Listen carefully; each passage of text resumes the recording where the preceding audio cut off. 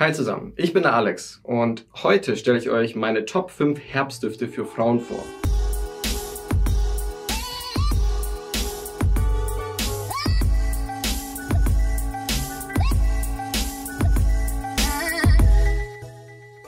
Ähnlich wie beim letzten Video habe ich für jeden Geschmack was mit dabei. Falls ihr mein Date-Video verpasst habt mit den Top 5 Date-Düften für Frauen, das verlinke ich euch hier oben. Fangen wir an. Den ersten Duft, den ich euch mitgebracht habe, ist Black Line von Mancera. Der Duft ist holzig-würzig.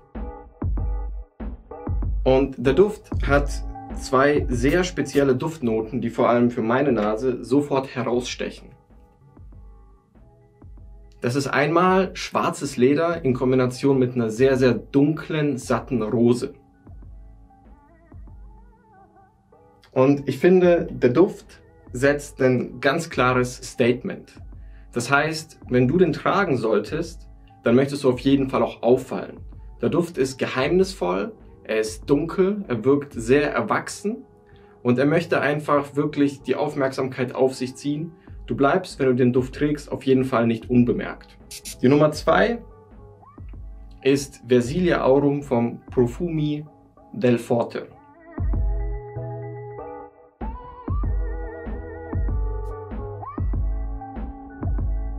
Jetzt, Versilia Aurum ist im Vergleich zu Black Line von Mancera nicht holzig-würzig, sondern eher fruchtig-würzig.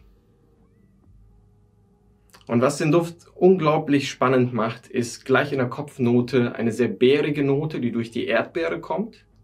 Und dann entwickelt sich der Duft blumig und ist sogar auch ein bisschen leicht pudrig. Und diese pudrige Note und diese leichte Süße, die sich dann noch entwickelt, die ist vor allem der Tonkabohne und der Vanille in der Basis geschuldet. Versilia Aurum von Profumi del Forte ist ein sehr eleganter Duft. Er ist im Unterschied zu Black Line von Mancera überhaupt nicht aufdringlich, aber dennoch wahrnehmbar. Und durch die pudrige Note wirkt er auch sehr clean, sehr sauber. Und das ist für mich ein klassischer All-Day-Duft, den Frau gerne auch wirklich den ganzen Tag tragen kann und mit dem man sicherlich überhaupt keinen Fehler eingehen kann. Der dritte Duft, den ich euch heute mitgebracht habe, ist für all diejenigen, die sagen, ich habe unglaublich gerne süße, gourmandige Düfte, das heißt Düfte, die einfach zum Aufessen sind. Und ich möchte aber auch auffallen, ich möchte wahrgenommen werden und ich möchte vielleicht auch etwas sinnlich verführerisch wirken. Der Name ist fast schon Programm. Sweet Oriental Dream von Montal. Sweet Oriental Dream von Montal ist ein vor allem süßer Duft und ein, wie ich finde, leicht blumiger Duft. Die Marke Montal ist bekannt für ihre Montal Rose und ich finde auch, ich finde den Duft richtig geil. Also wenn ich an dem Duft schnupper, ich rieche als allererstes etwas Bitteres heraus und das ist vor allem auf die Mandel zurückzuführen.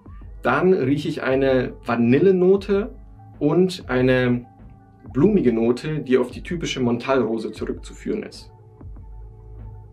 Der Duft ist für mich verspielt, er ist süß, er ist sinnlich und er schreit danach aufzufallen.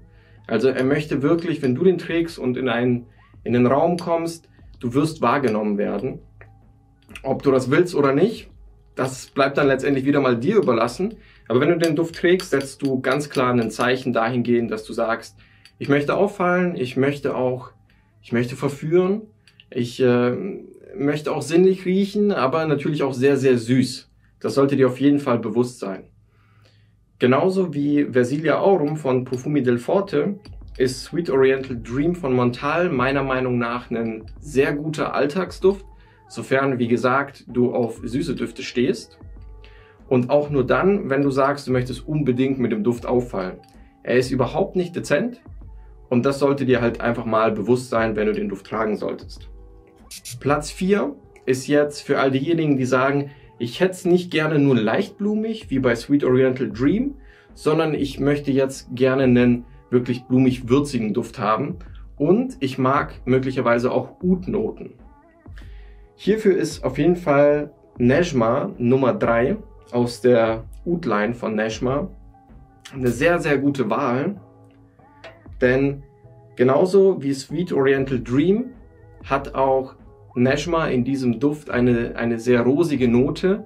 Sie ist deutlich stärker und ich würde fast schon von einem Rosenbouquet sprechen. Also wirklich ein sehr, sehr voller Rosenstrauß in Kombination mit dieser Oud-Note. Und diese Oud-Note, die ist, wenn ich die vergleichen müsste mit anderen Oud-Noten, dann ist die schon sehr weich, gar nicht medizinisch. Sie ist auch überhaupt nicht harzig, sie ist nun mal einfach sehr, sehr sinnlich. Ist wirklich ein sehr, sehr schöner Duft.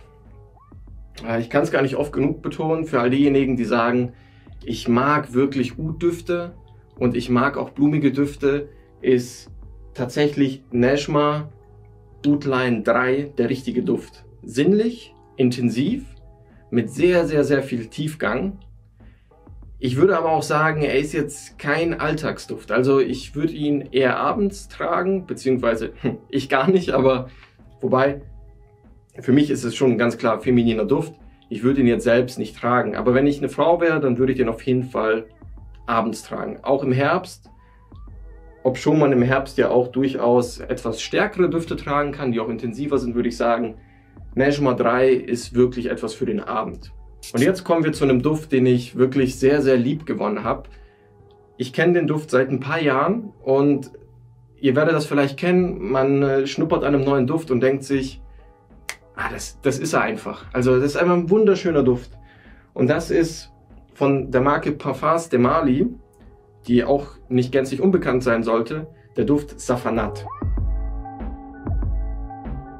Safanat von Parfums de Marly ist ein blumig-süßer Duft. Das heißt nicht blumig-würzig, wie bei Nejma Nummer 3, sondern blumig-süß. Und der Duft hat für mich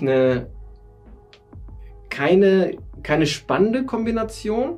Ich würde nicht sagen, dass der Duft sehr spannend ist. Das ist er nicht. Der Duft ist ganz klar unglaublich schön und er hat auch ein Alleinstellungsmerkmal, was ihn von all den anderen Düften, die ich euch heute vorgestellt habe, deutlich unterscheidet. Aber er ist jetzt nicht spannend. Das macht ihn aber meiner Meinung nach auch umso besser, weil er dadurch viel alltagstauglicher wird und wirklich auch sehr, sehr vielen Frauen gefällt.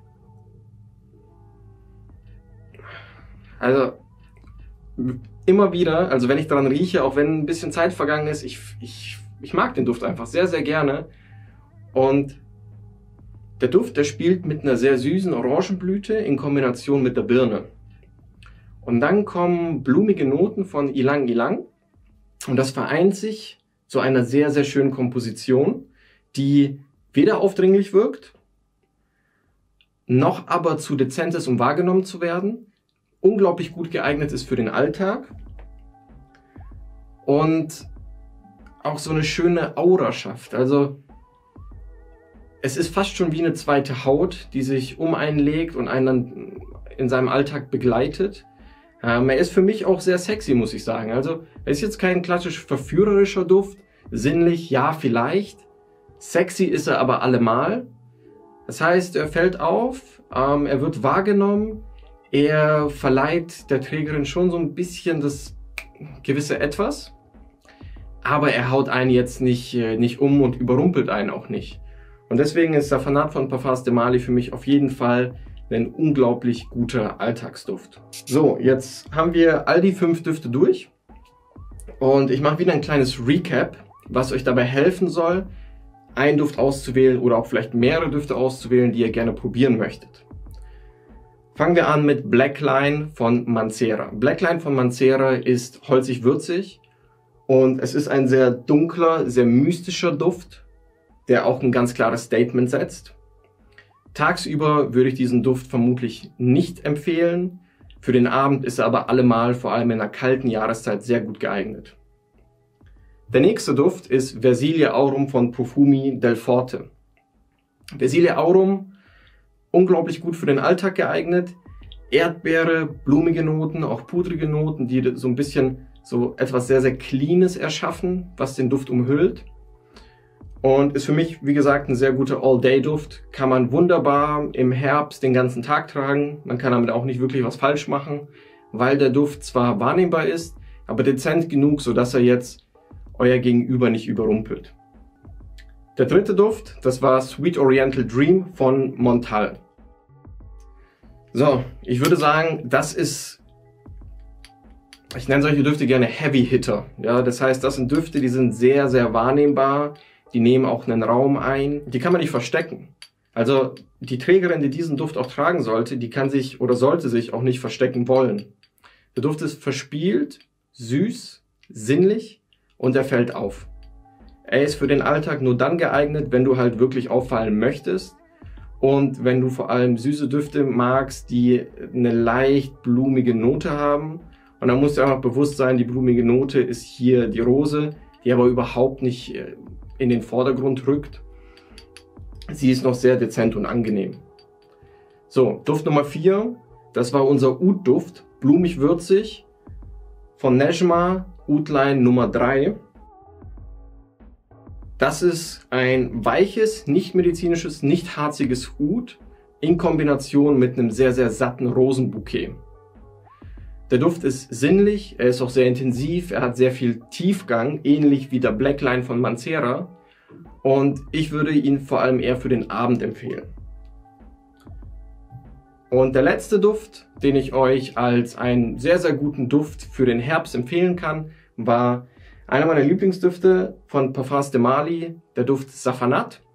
Safanat ist sehr feminin, er ist super für den Alltag geeignet, er schafft eine sehr schöne Aura, er wirkt auch sexy, ist jetzt aber nicht übertrieben verführerisch. Hier haben wir ein Zusammenspiel von Orangenblüte, Birne und blumigen Noten von Ylang Ylang. Ähnlich wie beim Date-Video würde ich jetzt dir gerne noch eine Empfehlung geben, falls du dich nicht entscheiden kannst, aber dennoch einen dieser 5 Düfte erleben möchtest. Ich kann dir auf jeden Fall sagen, wenn du dich nicht entscheiden kannst und wenn du jetzt sagst, die klingen alle für mich toll, dann würde ich dir auf jeden Fall Safanat empfehlen. Vor allem dann, wenn du blumig-süße Düfte magst. Falls es eher in die fruchtige Richtung gehen sollte, dann kann ich dir auf jeden Fall den Versilia Aurum von Profumi del Forte empfehlen. Vielen Dank fürs Zuschauen. Wenn dir das Video gefallen hat, gib mir gerne einen Daumen hoch und abonniere meinen Kanal, um keine zukünftigen Videos zu verpassen. Falls du einen dieser Düfte schon mal erlebt haben solltest, dann schreib mir gerne in die Kommentare, wie du ihn fandest.